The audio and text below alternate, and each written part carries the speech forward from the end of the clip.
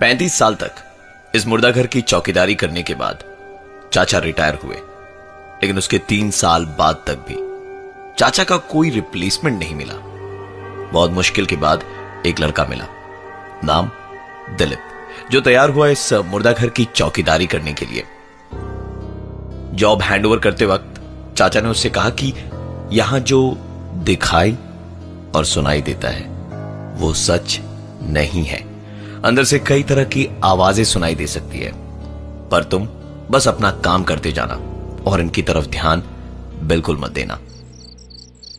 आज काम पर दिलीप की पहली रात थी। रात करीबन 2 बजे तक वो जाग रहा था और उसके बाद उसे नींद आने लगी।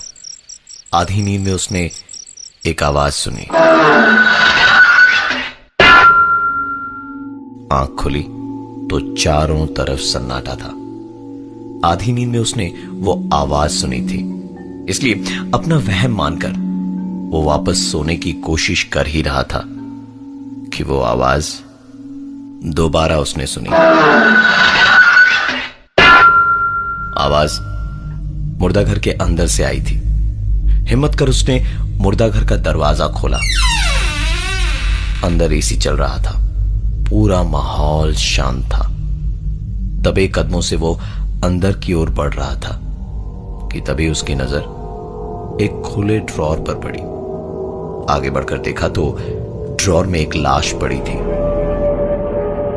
पहले तो वो डर गया, लेकिन फिर उसे लगा कि मुर्दा घर में तो लाशें ही होंगी, सो इसमें घबराने की कोई बात नहीं। उसने ड्रॉर बंद किया और मुर्दे घर का दरवाजा बंद करके बाहर बैठा ही था कि उसके फोन पर एक आवाज हुई। देखा तो फोन में बैटरी नहीं के बराबर ही थी। उसने अपने बैग से चार्जर निकाला और सीधा मॉर्ग के अंदर घुस गया, क्योंकि चार्जिंग पॉइंट सिर्फ वहीं था। दिलीप अपने फोन को चार्ज पर लगाकर दरवाजे की तरफ आगे बढ़ ही रहा था कि चार्ज पर लगा उसका फोन अचानक से बज उठा। फोन उठाया तो दूसरी तरफ से आवाज आई, एक कंबल दे देना। और उसके बाद फोन डिस्कनेक्ट हो गया। दिलीप ने जब उस नंबर पर फोन किया तो उसे अपनी आंखों और कानों पर यकीन नहीं हो रहा था, क्योंकि वो मुर्दा घर के अंदर रखे हुए लैंडफोन का नंबर था। और सोचने वाली बात यह है कि उस समय उसके अलावा अगल बगल और कोई नहीं था। वो तुरंत दरवाजे के बाहर भागा और दरवाजा बंद करते वक्त न जाने उसे क्या सूझी कि उसने अपनी कंबल मॉर्ग के अंदर फेंक दी। पूरी रात इसके बाद और कोई घटना नहीं घटी। सुबह जब उसने दरवाजा खोला तो कंबल दरवाजे के ठीक सामने ही पड़ी थी, पर वैसे नहीं जैसे उसने कल रात को फेंकी थी।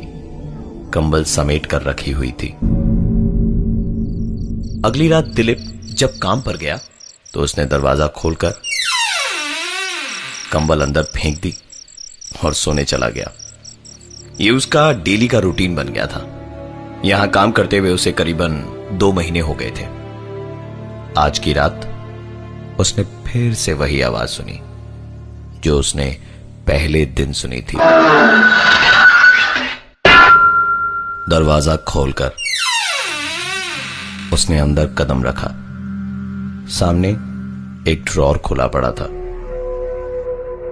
उसने ड्रॉर को बंद किया और बंद करते वक्त उसने गौर से सुना तो ठीक उसके पीछे से उसे एक आवाज सुनाई दे रही थी। वो आवाज सुनकर लग रहा था जैसे कोई वॉकिंग स्टिक को लेकर चल रहा हो। ये आवाज एकाएक बंद हुई और शुरू हुई दूसरी एक आवाज। पॉकेट में पड़ा दिलीप का फोन बज उठा। नंबर मॉर्ग का ही था।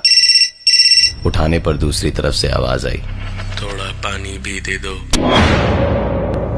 वहां काम करने के पहले दिन से ही दिलीप जैसे किसी न दिखाई देने वाली ताकत का गुलाम बन गया था और हर रात सोने से पहले मुर्दा घर के अंदर कंबल और पानी रख देता, लेकिन पिछले 1 हफ्ते से कंबल और पानी की बोतल वैसे के वैसे मिलती जैसे रखी जाती थी।